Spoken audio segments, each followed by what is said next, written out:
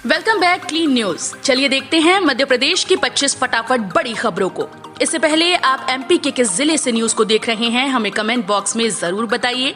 साथ ही daily update रहने के लिए चैनल को सब्सक्राइब कर बेल आइकन को दबाना बिल्कुल न भूलें। आज का लाइक एम 3000 है, उम्मीद करते हैं कि आप इसे पूरा करेंगे।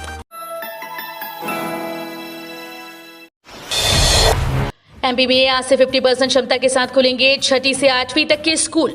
मध्य प्रदेश में आज 1 सितंबर से कक्षा 6ठी से 8वीं तक के स्कूल खुलने जा रहे हैं। 50% क्षमता के साथ स्कूल खुलेंगे। 1.5 साल के लंबे समय के बाद 6वीं से 8वीं तक के बच्चे आज से स्कूल पहुंचेंगे। 50% क्षमता के साथ होगा कक्षाओं का संचालन। एमपी में कोरोना के कम होते केसेस के बीच 6ठी से 8वीं तक के स्कूल खोलने का फैसला सीएम शिवराज सिंह चौहान ने लिया है। एमपी के मुख्यमंत्री शिवराज सिंह का बड़ा ऐलान, घुमंतु और अर्ध घुमंतु जनजाति के लिए अलग से बनाया जाएगा मंत्रालय। मध्य प्रदेश में मुख्यमंत्री शिवराज सिंह चौहान की पहल पर कल 31 अगस्त को विमुक्त जाति दिवस पर विमुक्त घुमक्कड़ और अर्ध घुमक्कड़ जनजाति की विशेष पंचायत आयोजित की गई। इस पंचायत में शामिल लोगों से सीएम शिवराज सिंह ने संवाद किया। पंचायत में प्रदेश भर से विमुक्त घुमक्कड़ अर्ध घुमक्कड़ जनजाति समाज के लोग शामिल होने पहुंचे। इस मौके पर मुख्यमंत्री शिवराज सिंह चौहान ने ऐलान भी किया है। इंदौर और कटनी में बनेंगे नए बहुउद्देशीय औद्योगिक पार्क। मध्य प्रदेश में निवेश को बढ़ावा देने के लिए सरकार औद्योगिक क्षेत्रों को विकसित करेगी। इसके लिए इंदौर के मोहना और कटनी के लमतरा में नए बहुउद्देशीय औद्योगिक पार्क बनाए जाएंगे। वहीं रतलाम के जावरा और रतलाम औद्योगिक पार्क को बहुउद्देशीय पार्क में परिवर्तित किया जाएगा। इसके लिए उद्योग विभाग मंगलवार को मुख्यमंत्री शिवराज सिंह चौहान की अध्यक्षता में होने वाली कैबिनेट बैठक में प्रस्ताव प्रस्तुत किया। वहीं टोक्यो ओलंपिक में कांस्य पदक विजेता हॉकी खिलाड़ी विवेक सागर प्रसाद को सरकार उप पुलिस अधीक्षक पद पर विशेष नियुक्ति देने के प्रस्ताव पर निर्णय लेगी। नागौर हादसे में मध्य प्रदेश के 12 लोगों की मौत, परिजनों को 4-4 लाख की आर्थिक सहायता। प्रधानमंत्री ने पीएम राहत कोष से मृतकों के परिजनों को 2-2 लाख रुपए और घायलों को 50-50 हजार रुपए की आर्थिक सहायता देने की घोषणा की। इधर सीएम शिवराज सिंह चौहान ने मृतकों के परिजनों को 2-2 लाख रुपए की आर्थिक मदद और घायलों के इलाज का पूरा खर्च उठाने की बात कही। कलेक्टर आशीष सिंह और एसपी सत्येंद्र शुक्ला और अन्य अधिकारी मृतकों के परिवार को सांत्वना देने गाँव पहुंचे हैं। कोरोना के चलते बिगड़ी आर्थिक हालत, फिर से 2000 करोड़ का कर्ज लेगी एमपी सरकार। कोरोना महामारी का प्रदेश के खजाने पर बुरा असर पड़ा। ऐसे में आर्थिक हालात सुधारने के लिए प्रदेश सरकार ने फिर से 2000 करोड़ रुपए का कर्ज लेगी। बता दें कि इससे पहले जुलाई में भी प्रदेश सरकार ने 2000 करोड़ रुपए का कर्ज लिया था। फ्लाईओवर बनने के बाद ही सुधरेगी यातायात व्यवस्था, सावधानी से चलाएं वाहन। फ्लाईओवर निर्माण कार्य तेजी से चल रहा है। हालांकि अभी इसे बनने में कुछ साल और लगेंगे, जिससे यातायात बाधित रहेगा। लेकिन फ्लाईओवर बनने के बाद स्थिति बेहतर हो जाएगी। वहीं यातायात पुलिस अब वाहन चालकों को जागरूक करने का अभियान चला रही है, जिसमें वाहन चालक को सावधानी से वाहन चलाने और नियमों का पालन करने के लिए जागरूक करेंगे। वहीं जो भी नियमों का पालन नहीं करने के कारण फ्लाईओवर को बताते हैं, उन सभी को जागरूक कर बताया जाएगा कि वो अपने वाहन नियम से चलाएं। जो भी कार्य है वो शहर विकास के लिए किया जा रहा है। माता पिता के अनुमति पत्र के साथ मिलेगी विद्यालयों में प्रवेश की अनुमति। कोविड-19 के परिप्रेक्ष्य में प्रदेश के सभी शासकीय व अशासकीय विद्यालयों को खोलने संबंधित नए निर्देश जारी कर दिए। इसके अंतर्गत 1 सितंबर से सप्ताह के सभी कार्य दिवसों में कक्षा 6वीं से लेकर 12वीं तक की सभी कक्षाओं के लिए 50% क्षमता के साथ विद्यालय संचालन की अनुमति दी गई, जो कि पहले 9वीं से 12वीं तक की कक्षाओं के लिए थी, जिसमें सप्ताह में 2 दिन ही विद्यालय संचालन की अनुमति दी गई थी। 30 अक्टूबर तक छात्रवृत्ति के फॉर्म भर सकेंगे विद्यार्थी। कोरोना की वजह से प्रवेश प्रक्रिया देरी से शुरू हुई है। अभी तक पहले चरण की काउंसलिंग खत्म हुई। ऐसी स्थिति में उच्च शिक्षा विभाग ने छात्रवृत्ति में आवेदन बुलाने की तारीख में फेरबदल किया। पहले जहां 30 सितंबर तक फॉर्म भरे जाते थे, लेकिन इस बार अक्टूबर तक विद्यार्थी आवेदन कर सकेंगे। अधिकारियों के मुताबिक सितंबर तक प्रवेश दिए जाएंगे। उसके बाद कॉलेजेस अपने अपने विद्यार्थियों के विभिन्न छात्रवृत्ति योजना के तहत आवेदन भेजेंगे। डॉक्टर अर्जुन शुक्ला को मिला शौर्य भारत सम्मान। The global human rights foundation government of Delhi के द्वारा आयोजित राष्ट्रीय प्रतिष्ठित पुरस्कार सम्मान कार्यक्रम में शिक्षा, कला व खेल के क्षेत्र में सफलतापूर्वक कार्य कर रही विभूतियों को सम्मानित किया गया। कार्यक्रम में पूरे भारत से 38 विभूतियां अलंकृत हुई, जिनमें मध्य प्रदेश से शासकीय मोहनलाल हरगोविंद दास गृह विज्ञान महाविद्यालय जबलपुर में कार्यरत एशिया व विश्व में सर्वाधिक अवार्ड का रिकॉर्ड व 4 रत्नों से सम्मानित डॉक्टर अर्जुन को शौर्य भारत सम्मान से विभूषित किया गया। 21,000 मेगावाट से ज्यादा बिजली के करार की ये है असलियत। बिजली में आत्मनिर्भर होने का दावा करने वाले मध्य प्रदेश के 21,000 मेगावाट से ज्यादा बिजली के करार की असलियत सबके सामने आई। हर साल बिना बिजली खरीदे हजारों करोड़ रुपए का फिक्स चार्ज निजी कंपनीज को देने के बावजूद अनुबंध वाली कंपनीज ने जरूरत पड़ने पर हाथ खड़े कर लिए। ऐसे हालात में कटौती झेल रहे प्रदेश को राहत देने के लिए सरकार ने पिछले 24 घंटों में महंगी दर पर 1163 मेगावाट यानी 1 करोड़ 5 लाख यूनिट अतिरिक्त बिजली खरीदी। इंदौर की एक और बड़ी उपलब्धि, 100% नागरिकों को लगी प्रथम डोज की वैक्सीन। शहर ने कोरोना वायरस टीकाकरण में एक बार फिर से इतिहास बनाया। समूचे देश में 10 लाख से अधिक की आबादी वाले जिलों में इंदौर पहला जिला बन गया, जहां के 100% नागरिकों को कोरोना की प्रथम डोज की वैक्सीन लगाई जा चुकी है। उल्लेखनीय है कि गत 26 अगस्त को मुख्यमंत्री शिवराज सिंह चौहान के द्वारा इंदौर प्रवास के दौरान दिए गए निर्देशों का 100% पालन हुआ। उल्लेखनीय है कि मुख्यमंत्री शिवराज सिंह चौहान ने इंदौर प्रवास के दौरान आयोजित कार्यक्रम में अगस्त माह में ही 100% टीकाकरण पूरा करने का आग्रह किया था। कमलनाथ ने भाजपा सरकार पर कसा तंज, जिनके नारे केवल जुमले ही हैं।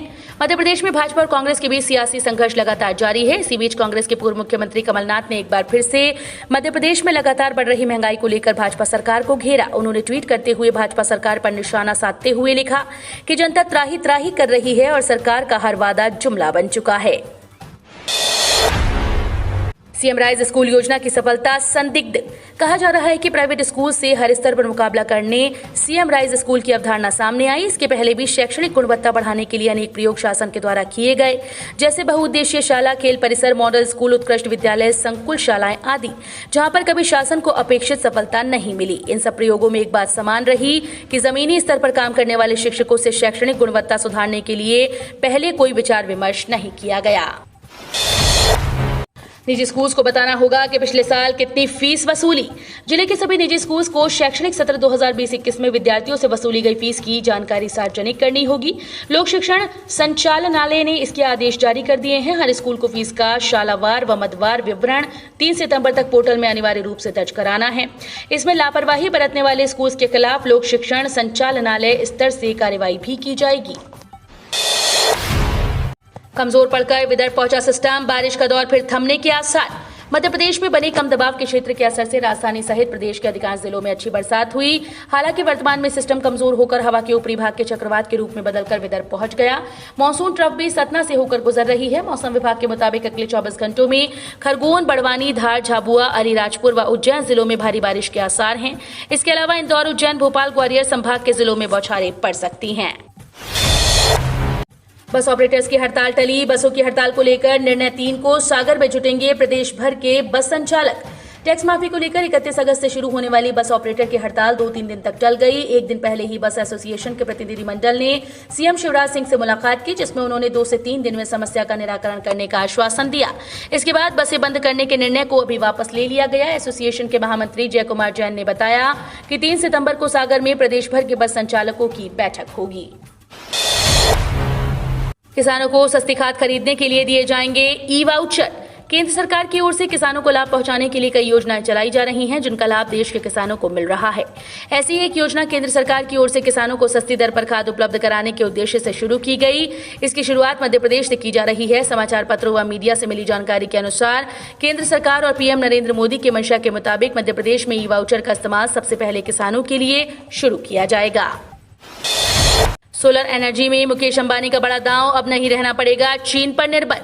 देश की सबसे मूल्यवान company Reliance industries solar energy में बड़ा दांव खेलने की तैयारी में है। सूत्रों के मुताबिक रिलायंस सोलर पैनल बनाने वाली यूरोप की सबसे बड़ी कंपनी REC ग्रुप को खरीदने के बेहद करीब है।